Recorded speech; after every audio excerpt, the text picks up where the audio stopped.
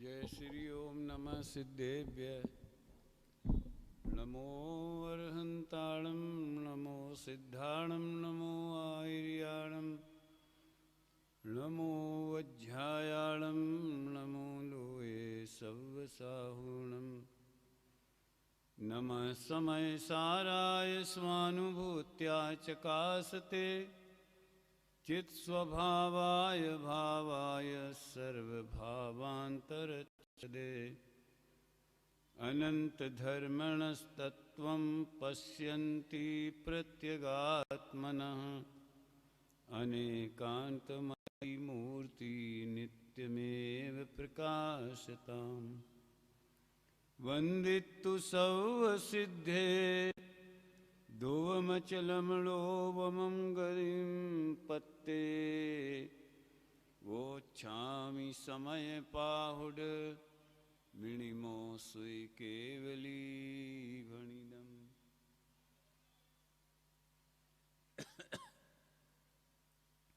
समयसार परमागम शास्त्र के आश्रव अधिकार के आधार पर अपन ने चर्चा यहाँ प्रारंभ की थी। पहले ही से ये मन बनाया था कि कोई एक गाथा और एक टीका लेकर के मात्र उसकी चर्चा करने के बजाय पूरे आश्रव अधिकार में आचार्य देव क्या संदेश देना चाहते हैं उसकी ओर अपन ध्यान आकर्षित करें। आज इस आश्रव अधिकार के प्रकरण का लगभग समापन ही समझ लें, क्योंकि समय काफ़ी हो गया है। वैसे मौसम तो बहुत ज़्यादा प्रतिकूल तो नहीं है, इतनी तो सहन हो ही जाएगी हैं। तो जितना भी संभव होगा अपन समापन में उस बड़े प्यारे कलश आचार्य देव के हैं, एक दो कलशों पर भी अपन चर्चा करेंगे। बारंबार यही विकल्प आता है कि कल जैसे हमने कहा था समय सार नहीं पढ़ा तो शास्त्री हुए तो क्या हुए, वो बात हम शास्त्री शब्द हटाकर दूसरा शब्द आज लगाना चाहते हैं। समय सार नहीं पढ़ा तो जैनी हुए तो क्या हुए, मनुष्य हुए तो क्या हुए। क्योंकि मूल जो मोक्ष मार्ग का संदेश है, आत्मार्थी जीव के लिए कहो चाहे मोक्षार्थी जीव के लिए कहो, सबके लिए जो एकमात्र जानने लायक, श्रद्धान करने लायक, अनुभव करने लायक अगर कोई मार्ग खुलकर बताया है तो वो इस समयसार ग्रंथ में ही बताया है। अन्य परमागमों में इसको सपोर्ट करने वाले दूसरे पॉइंट बहुत हैं, वो सब इसी के लिए ही हैं। अन्य अनुयोगों में भी शब्दों पर ध्यान देना भैया, जरा मेरे शब्दों का चुनाव जरा अजब गजब का रहता है। तो अन्य परमागमों में तो रहता ही है, लेकिन अन्य अनुयोग भी इस मूल तत्व की ही पैकिंग है। वो इसी को अपने अंदर समेटे हुए हैं। भले हम उसे पहचान पाएं कि नहीं पहचान पाएं, वो जुदी बात है। तो आश्रव अधिकार में मुद्दे कितने आए कि मिथ्यात्व, अज्ञान और कषाय और योग, यही आश्रव हैं। और ये सत्ता में पड़े हुए जो कर्म हैं वे ही वास्तव में आश्रव हैं। देखो प्रचलित शैली तो ये है, आज संजय नहीं दिख रहे। संजय कहाँ? पुजारी, पुजारी जी कहाँ हैं आज? संजय पुजारी। चलो कोई फोन करो उनको। निकल गए, कोई जरूरी काम होगा, बाद में सुन लेंगे, हैं? हाँ ठीक, हाँ हाँ देखो कोई भी अनुपस्थित रहे तो मैं कभी उसके बारे में माइनस इम्प्रेशन नहीं लेता हूँ। हमारे देवलाली में भी पहले जो लोग आते थे तो कई लोगों का आना बंद भी हो गया। तो मैं यही सोचता हूँ, फिर उनसे पूछता भी हूँ, अब बड़ी उम्र के हैं, आ नहीं पाते हैं, कोई स्वास्थ्य ठीक नहीं रहता है, यानी अनेक कारण होते हैं। तो उससे वो कोई जिनवाणी की उपेक्षा कर रहे हैं, ऐसा तो कभी भी मन में सोचना ही नहीं चाहिए। एक बार पंडित साहब ने कहा था कि मान लो वो लेट आए या नहीं आए, तो पंडित जी इतने बड़े विद्वान होकर के भी लेट आते हैं, समय पे नहीं आ सकते हैं। तो ये पात्र श्रोताओं का लक्षण नहीं है। पात्र जीव का लक्षण तो ये पता तो करे कि क्या बात है, आज तबीयत खराब हो गई आज क्या हो गया, कोई प्रतिकूलता आ गई, अपने से संभव होवे तो अपन उसका निराकरण करें। हर आदमी भी लाइन नहीं लगा ले वे पूछने की, नहीं तो वे और डिस्टर्ब हो जावे हैं। लेकिन जो इसके माध्यम से उसके माध्यम से जिज्ञासा तो रखेगा, माइनस इमेज नहीं बना। खैर, तो वो संजय की बात क्यों याद आई मुझे, क्योंकि उनने ही कहा था कि ये तो बिल्कुल अजब ही शैली है। जो प्रचलित परिभाषा है आश्रव की, वो मोह राग द्वेष आदि भाव आश्रमों के निमित्त से नए कर्म जो आते हैं उन्हें आश्रव कहते हैं। अब यहाँ नए कर्मों का आना तो बंद कहा गया और पुराने कर्मों का उदय होना आश्रव कहा गया। ये आश्रव अधिकार की अनूठी शैली और अनूठी परिभाषा है। लेकिन वे पुराने कर्म का आना नए कर्मों के आने का कारण कब बनते हैं कि जब ये जीव मोहराग द्वेष पर नमन करता है, तब वो पुराने कर्मों का कारण बनते हैं। इसमें क्या हो गया देखना है। तो कहने का आशय ये है चेक कर लो जरा। एक तो ये समय सार के आश्रव अधिकार का मुख्य बिंदु। दूसरे, ज्ञानी कभी भी मोहराग द्वेष रूप परिणमित नहीं होते।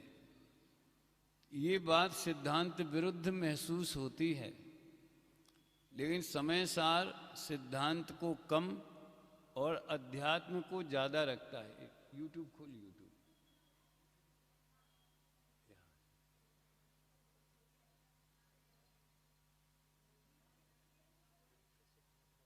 दोबारा कर लेना, गोलाई में जाके दोबारा कर लेना। चलो। तो वो अध्यात्म को मुख्य रखता है, और अध्यात्म शैली में ज्ञानी हुआ माने मोक्ष ही हो गया। क्योंकि अनंत संसार का कारण जो मिथ्यात्व और अनंतानुबंधी कषाय हैं, वो ही अनंत संसार है। अब वो नहीं रहा तो अब क्या बाकी रहा। और मुझे तो बड़ा आनंद आता है ये सोच के कि अपना व्यवहार जो धर्म है, व्यवहार क्रिया भगवान के दर्शन की, उसमें भी ये फार्मूला लागू किया गया है। अद्या में भवत सफलता नयन ध्वस्य, क्या है, संसार वार धीर्यम चुलक प्रमाण। हे नाथ, आपके दर्शन करने से मेरा संसार रूपी समुद्र चुल्लू भर रह गया है। सोचो, दर्शन पाठ जैसी व्यवहार प्रधान स्तुति में भी कवि दर्शन का मार्मिक अर्थ रखना चाहते हैं। केवल आँखों से दर्शन करना उसकी बात मात्र नहीं है। वो ये कहना चाहते हैं कि आपके स्वरूप का दर्शन करने से और उसके निमित्त से मुझे जो निज दर्शन हुआ, तो मेरा संसार चुल्लू भर रह गया। अब क्या क्या तुलना है संसार समुद्र की और चुल्लू भर की। इसी वही बात इधर है कि मिथ्यात्व और अनंतानुबंधी का अभाव हो गया, तो संसार समुद्र चुल्लू भर रह गया, तो अब उसकी क्या वैल्यू है? तो मानो वो नष्ट ही हो गया। इस शैली में ज्ञानी को मोहराग द्वेष आश्रव नहीं होते, ये दूसरा बिंदु है। पहला कौन सा बताया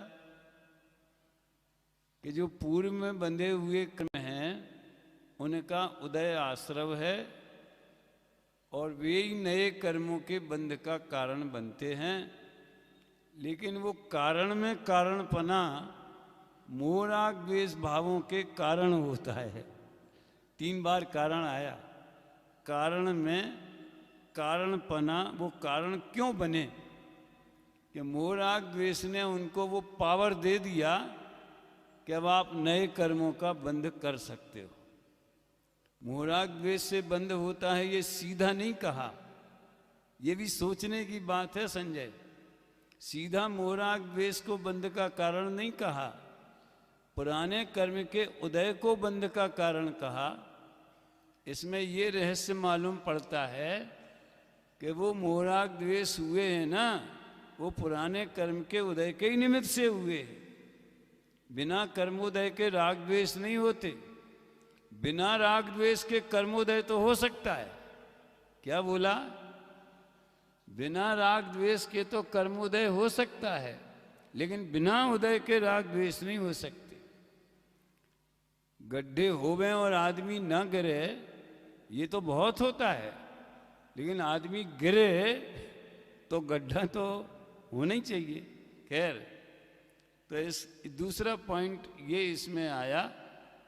तो ज्ञानी को जो मोहराग द्वेष, अज्ञानी को जो मोहराग द्वेष होते हैं, वो ही वास्तव में मोहराग द्वेष है। ज्ञानी उसमें अपनापन नहीं करते और उन्हें अनंत संसार का बंध नहीं होता, इसलिए ज्ञानी को राग आदि भाव से रहित कहा। ये बात अपने को कर्ता कर्म अधिकार में मिलेगी, आश्रव जीव अधिकार में पुण्य तो भिन्न है, केवल इतना बताया।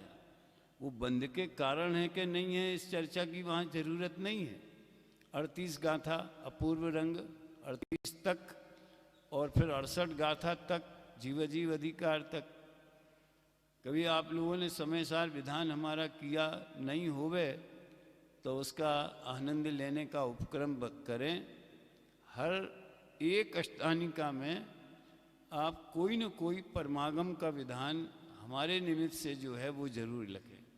हमारी बात इसलिए कहता हूँ, हम तो निमित्त मात्र हैं, लेकिन उसमें जो शैली और जो भाव हम देना चाहते हैं वो 55 शास्त्रियों तक और 550 मुमुक्षुओं तक पहुँचे, ये उद्देश्य है उसका।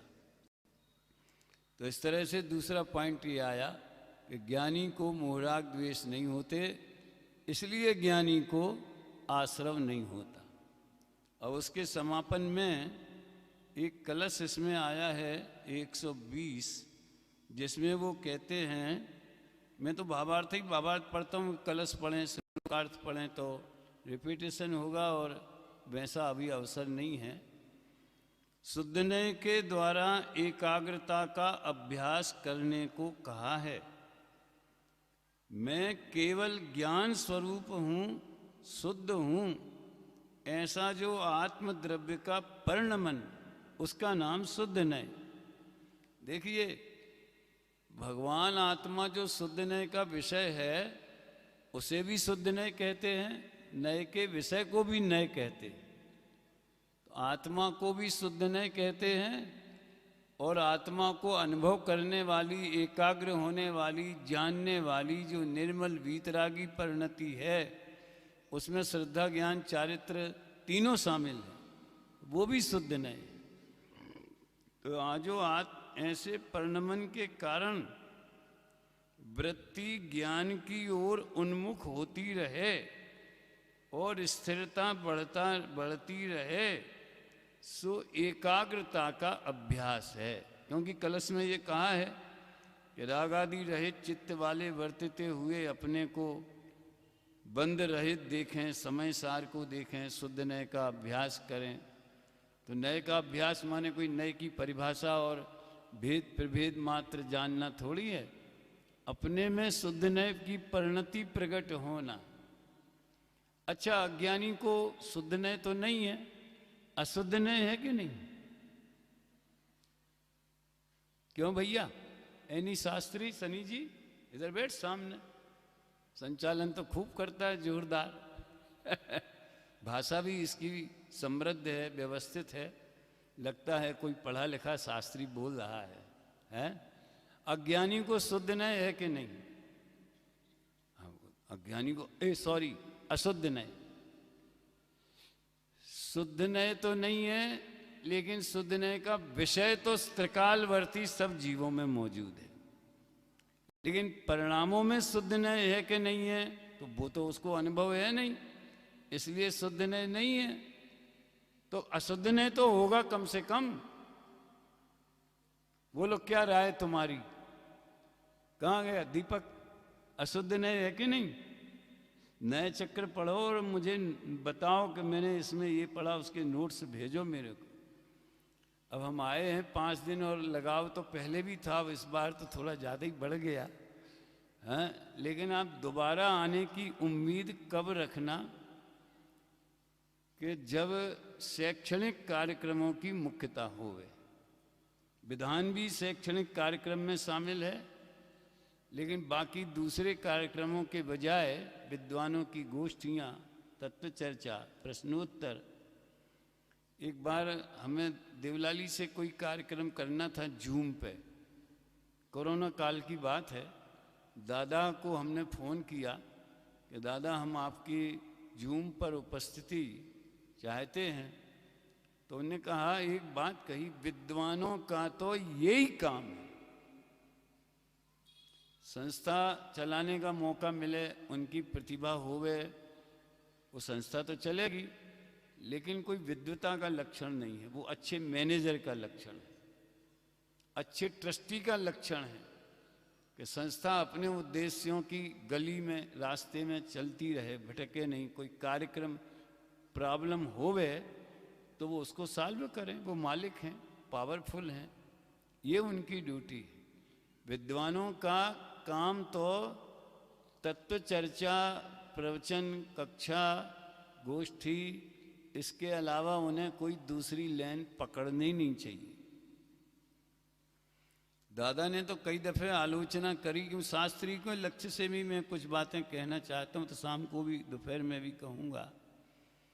उनने हमको गौण करके प्रायः ये बात कही कि जितने गाने बजाने वाले लोग हैं, जो अच्छे गायक हुए, अच्छे वादक हुए, विधानाचार्य बन गए, वे तत्व अभ्यास में उतने निपुण नहीं होते। ऐसे बहुत से केस देखे, लेकिन इसके अपवाद भी हैं। लेकिन प्रायः ऐसा होता है, बचपन से ही जिसकी रुचि समझ लीजिए भजन गाने में, पूजा गाने में, और फिर और ज़्यादा उसकी गहराइयों में, फिर वो भाव पक्ष की ओर ध्यान नहीं दे पाता। ये तो हमारे तो महापुण्य का उदय है कि जो जयपुर में भर्ती होने के पहले ही हमें गुरुदेव का समागम मिला। 12 वर्ष तक शिविरों में जाकर के उनका और युगल जी और लालचंद भाई जैसे विद्वानों का लाभ मिला, तो हमको वो बीमारी ज़्यादा नहीं लगी हैं। शौक तो था, लेकिन उसे हमने पाला नहीं ज़्यादा।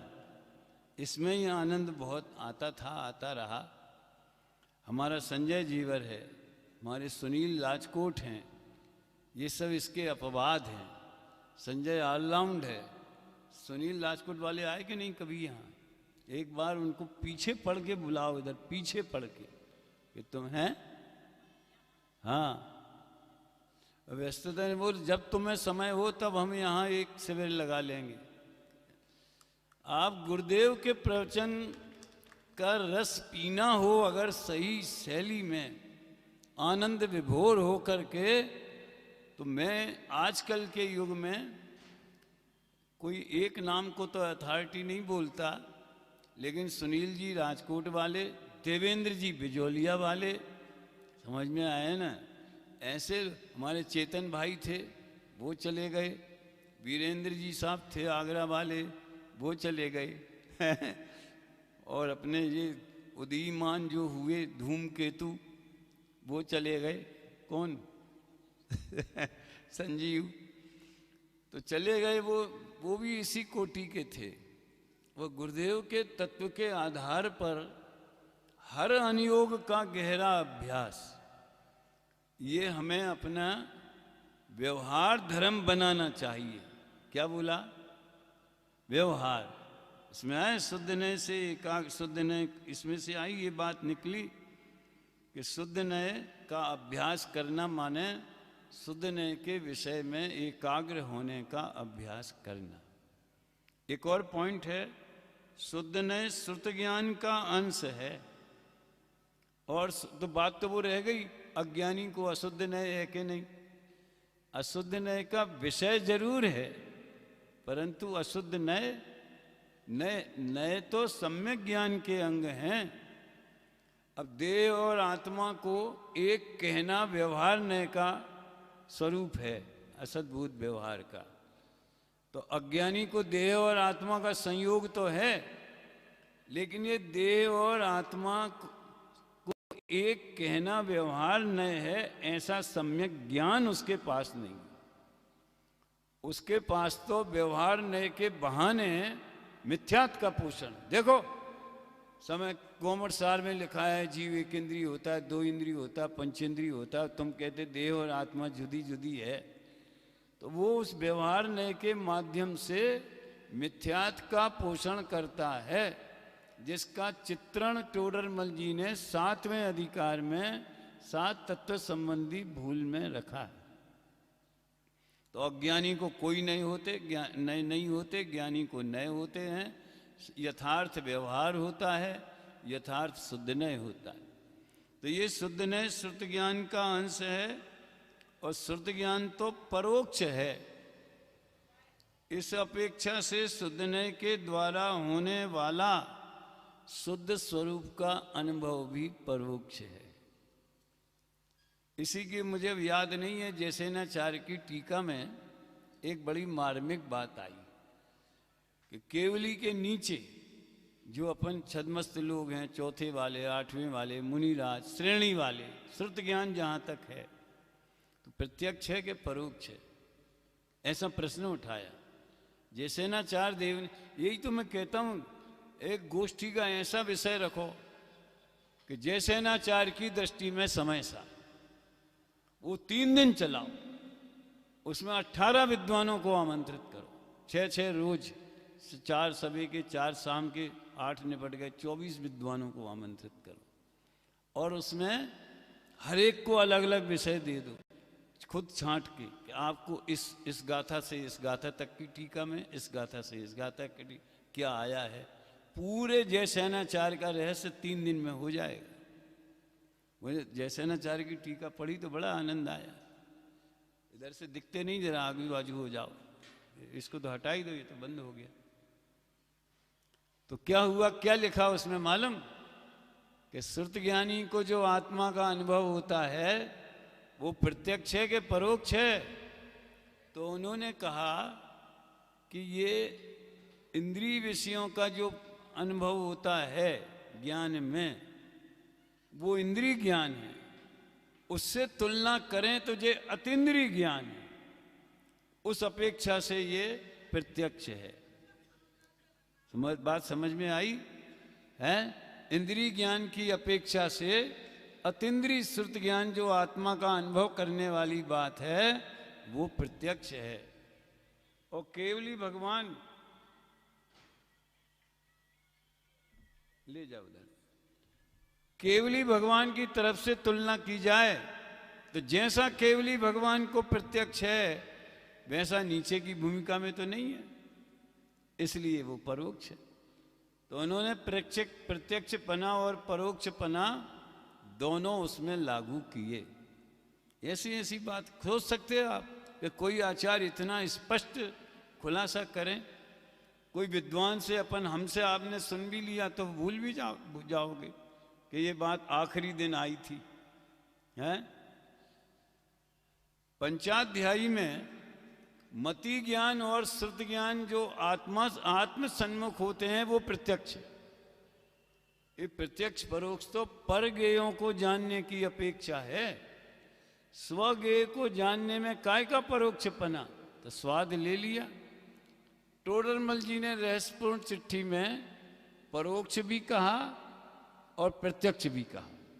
भजन तो उनका परोक्ष ऊपर, क्योंकि सैद्धांतिक वर्णन है ना, तो सिद्धांत में तो श्रुत ज्ञान को परोक्ष ही कहा है, इसलिए परोक्ष पहले सिद्ध किया। और आश्चर्य की बात है, टोडरमल जी ने आत्मानुभूति में स्मृति ज्ञान को कारण बोला, प्रत्यभिज्ञान को कारण बोला, तर्क को, अनुमान को, इन सब को आत्मानुभव में निमित्त कैसे होते हैं, इसकी भी सुंदर चर्चा रहस्यपूर्ण चिट्ठी में आई है।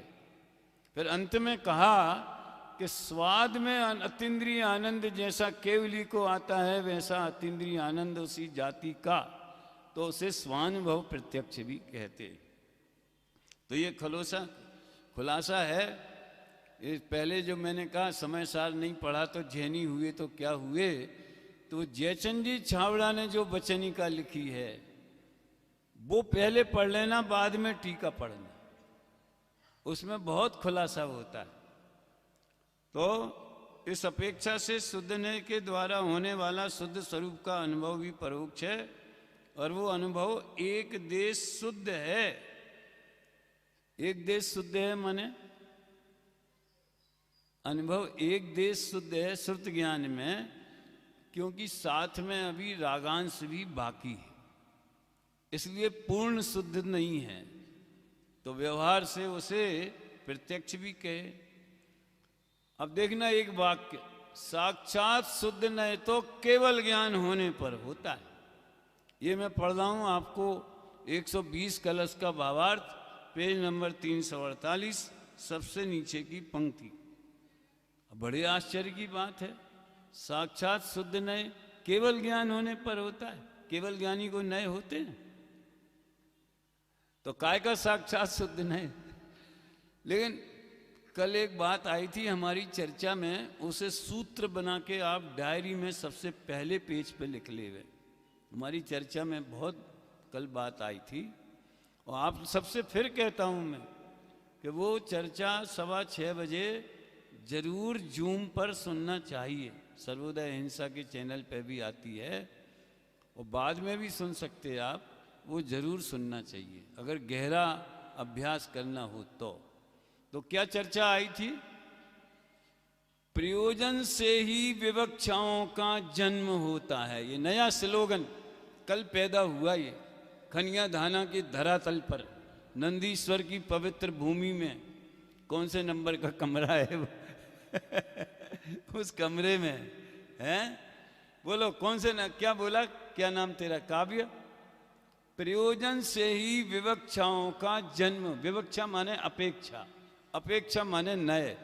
हम ये नए क्यों के, जैसे कोई रास्ते चलती हुई महिला होवे, हम कहे बहन जी जरा हट जाना, एक तरफ हो जाना, तो ये एक आपने शिष्टाचार भी एक नए है, तो उस नए से आपने उसको बहन जी बोला है ना।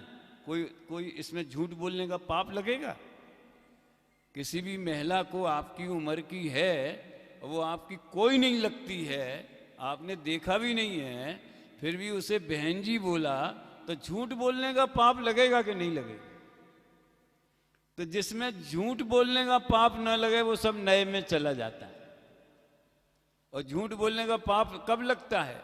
जब नए की व्यवहार, नए की सीमा के भी बाहर कदम रखो तो झूठ बोलने का पाप लगेगा। मैं कहूँगा भैया मेरे कमरे में आना, तो मुझे झूठ बोलने का पाप नहीं लगेगा। क्यों? वो अपेक्षा समझते हैं कि भाई इनको इस कमरे में ठहराया है, तो बोल दिया मेरे कमरे में आना। उसका हमारा भाव तो ये है नहीं कि हमीरा हो गया, ऐसा तो किसी का भाव नहीं, कोई समझता भी नहीं।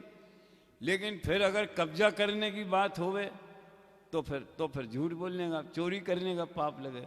यानी असद्भूत व्यवहार के बाहर सारी दुनिया में पाप ही पाप है, और पाप से बचाने के लिए ही जिनागम में असद्भुत व्यवहार ने का कथन है, और आत्मा में जाने के लिए जिनागम में सद्भुत व्यवहार ने का कथन है। फिर से क्या बोला?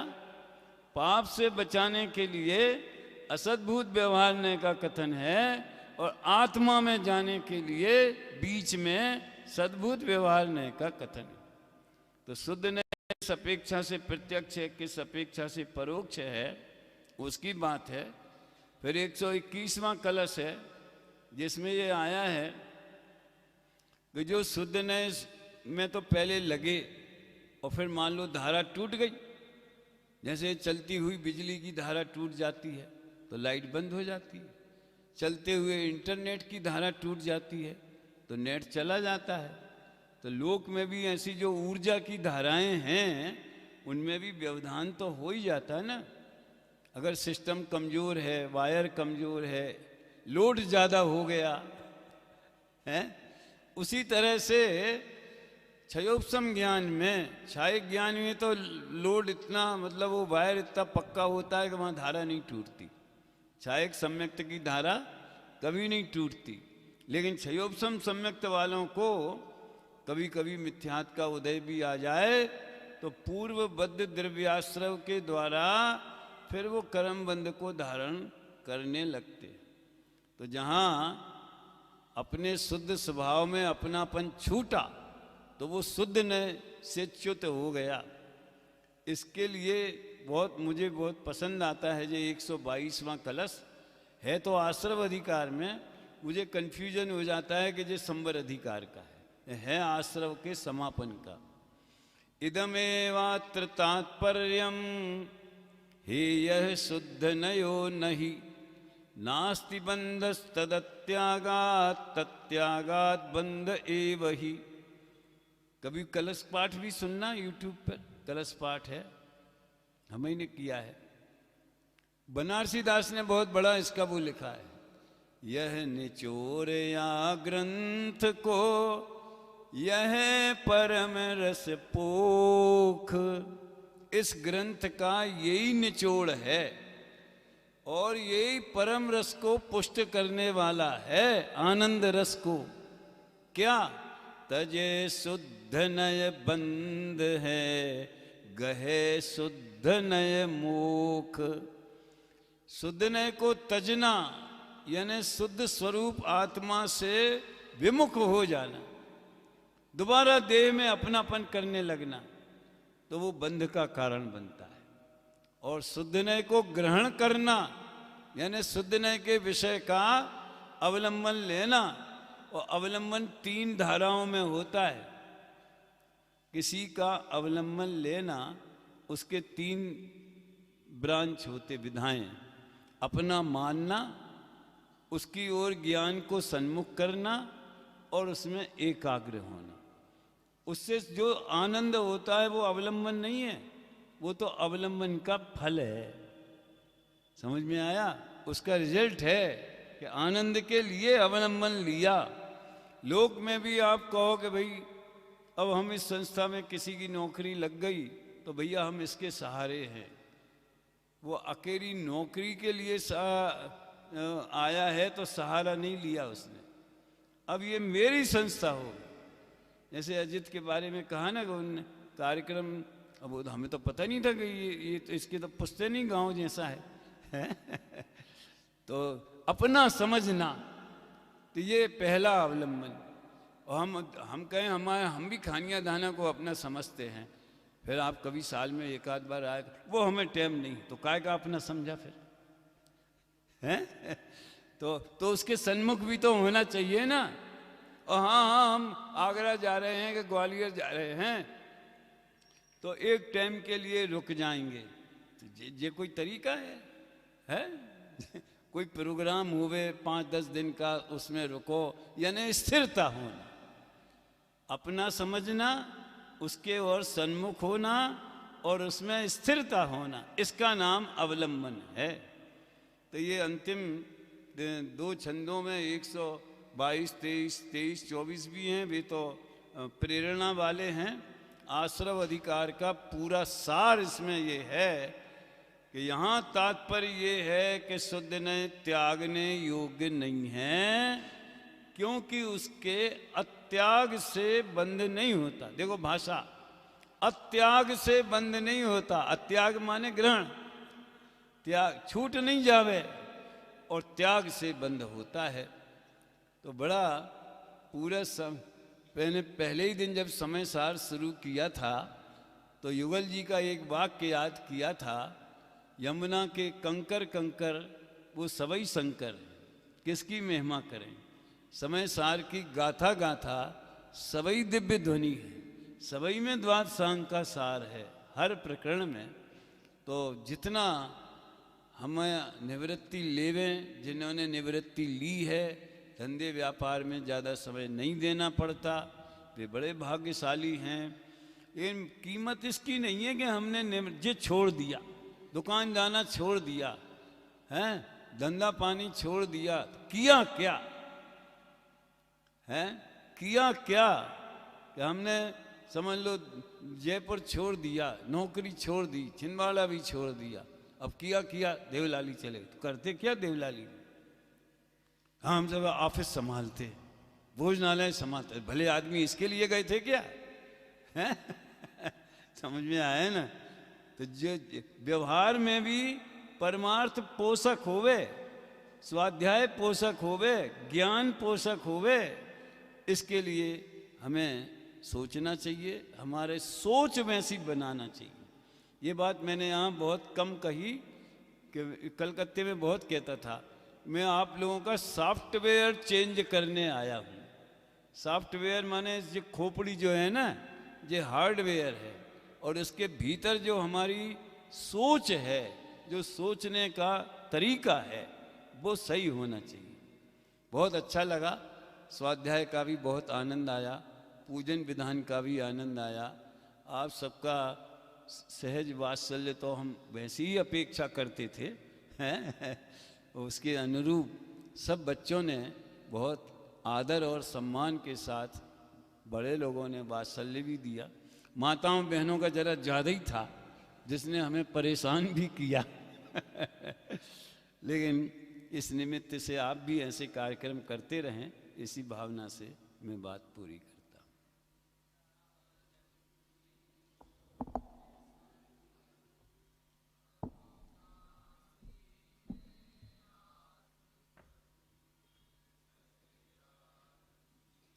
हल अविनाशी में आत्म स्वरूप, सहजानंदी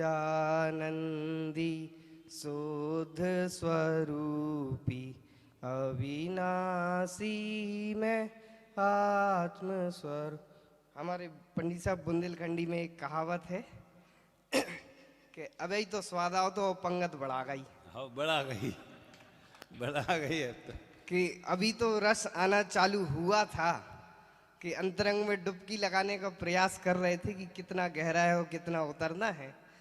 पंडित साहब ने हमें मौन रूप से स्वीकृति प्रदान की है। ये समझिए कि हमें कहना नहीं पड़ा, आपकी मौन स्वीकृति अगले कार्यक्रम के लिए हमें मिल गई है कि आप कार्यक्रम ऐसा करें। लेकिन शर्त है। हाँ, शर्त पूरी की जाएगी। वो आपने जैसा हमें निर्देशित किया है कि अगली बार जो भी हम कार्यक्रम करेंगे, हम अपना पहले से मन बना लें कि भक्ति इत्यादि हम करेंगे, आराधना होगी, लेकिन जो गोष्ठी इत्यादि की आदरणीय पंडित साहब ने बात हमसे की है, निश्चित रूप से उस चीज़ का पालन किया जाएगा और एक अच्छे स्तर की, अच्छे और वक्ताओं को आपके निर्देशन में बुला करके जो सत्र रखे जाएंगे, वैसा हम सभी अब अगले कार्यक्रम के लिए मानस बना करके रखें। अब आभार प्रदर्शन हो ही गया है, समय भी अधिक हो चुका है। मैं आपसे पुनः सभी से निवेदन करना चाहूँगा कि आज का और आप हमें समय दें, ठीक 4 बजे आप अपने सारे काम छोड़ करके पुनः पधारें। ये हम लोगों के लिए अकेला नहीं है ये सत्र, आप सभी भी इसका लाभ ले सकते हैं और जो जितना जैसा ग्रहण कर सकता है। सिर्फ शास्त्री लोगों के लिए, केवल शास्त्री। हाँ, शास्त्री, पब्लिक नहीं। पब्लिक नहीं, क्षमा करें, पब्लिक आप सभी के लिए नहीं, हम सभी लोगों के लिए। और हमें इसमें समागम आदरणीय हमारे ब्रह्मचारी रवि भैया जी का भी समागम हमें मिला है। हम सभी आपके आभारी हैं। जिनवाणी स्तुति। शाम का कार्यक्रम ठीक 7:15 बजे